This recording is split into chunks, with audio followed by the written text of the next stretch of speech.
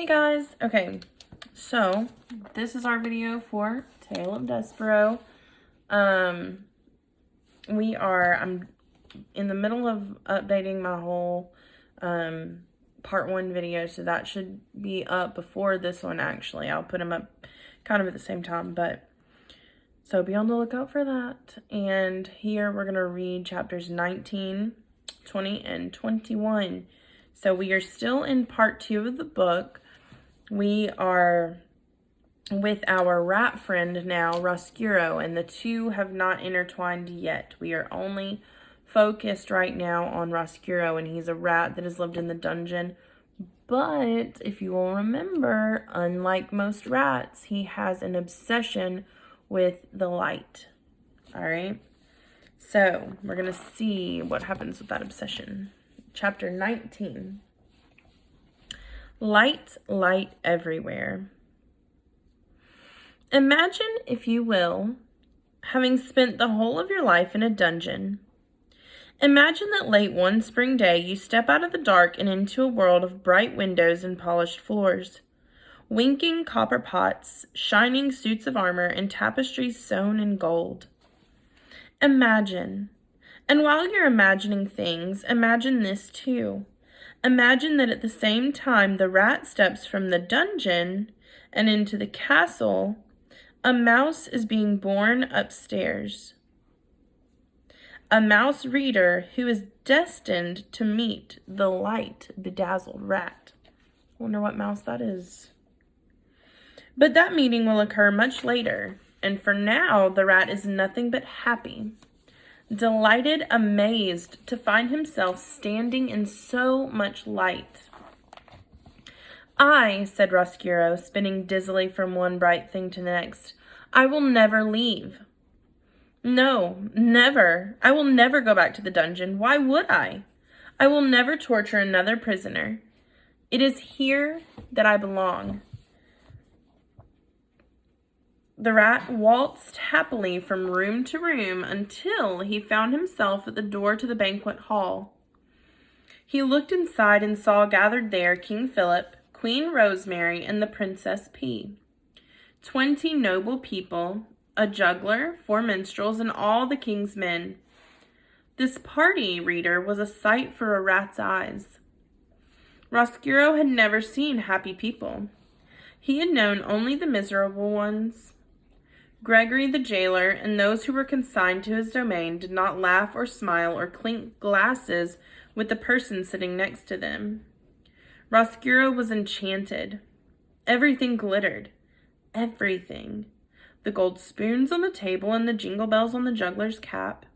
The strings on the minstrels' guitars and the crowns on the king's and the queen's heads. And the little princess. How lovely she was.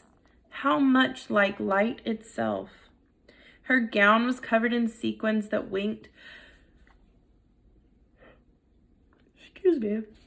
and glimmered at the rat. And when she laughed, and she laughed often, everything around her seemed to glow brighter. "Oh, really," said Roscuro, "this is too extraordinary. This is too wonderful. I must tell Botticelli that he was wrong. Suffering is not the answer. Light is the answer." And he made his way into the banquet hall. He lifted his tail off the ground and held it at an angle and marched in time to the music. The minstrels were playing on their guitars. The rat reader, invited himself to the party. I have a feeling that this is not going to go very good for Roscuro. I don't know about you. Chapter 20. A view from a chandelier. Do you know what a chandelier is? Maybe we'll see.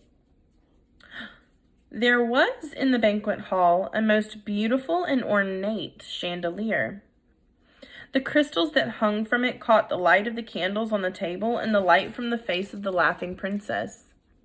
They danced to the rhythm of the minstrel's music, swaying back and forth, twinkling and beckoning. What better place to view all this glory, all this beauty? There was so much laughing and singing and juggling that no one noticed as Roscuro crawled up a table leg and onto the table. and from there flung himself onto the lowest branch of the chandelier. Hanging by one paw, he swung back and forth, admiring the spectacle below him. The smells of the food, the sound of the music, and the light.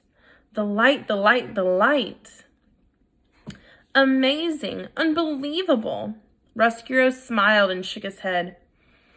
Unfortunately, a rat can hang from a chandelier for only so long before he is discovered. This would be true at even the loudest party. Reader, do you know who it was who spotted him? You're right. The sharp-eyed Princess P. A rat! She shouted. A rat is hanging from the chandelier. The party, as I have noted, was loud. The minstrels were strumming and singing. The people were laughing and eating. The man with the jingle cap was juggling and jiggling. No one in the midst of all this merriment heard the P. No one except Roscuro. Rat. He had never before been aware of what an ugly word it was. Rat. In the middle of all that beauty, it immediately became clear that it was an extremely distasteful syllable. Rat. A curse, an insult, a word totally without light. And not until he heard it from the mouth of the princess did Roscuro realize that he did not like being a rat and he did not want to be a rat. This revelation hit Roscuro with such force that it made him lose his grip on the chandelier. The rat, reader, fell. And alas, he fell directly into the queen's bowl of soup. Here's our friend, Roscuro, dangling from the chandelier, and there's little P. Spotted him. Chapter 21. The Queen's Last Words. Uh-oh. The Queen loved soup. She loved soup more than anything in the world except for the Princess P and the King. And because the Queen loved it, soup was served in the castle for every banquet, every lunch, and every dinner. And what soup it was! Cook's love and admiration for the Queen and her palate moved the broth that she concocted from the level of mere food to a high art. On this particular day, for this particular banquet, Cook had outdone herself. The soup was a masterwork, a delicate mingling of chicken, watercress, and garlic. Roscuro, as he surfaced from the bottom of the Queen's capacious bowl, could not help taking a few appreciative sips. Lovely, he said, distracted for a moment from the misery of his existence. Delightful.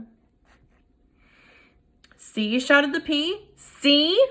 She stood. She pointed her finger right at Roscuro. It is a rat! I told you that it was a rat. He was hanging from the chandelier, and now he is in Mama's soup. The musicians stopped playing their guitars. The jugglers stopped juggling.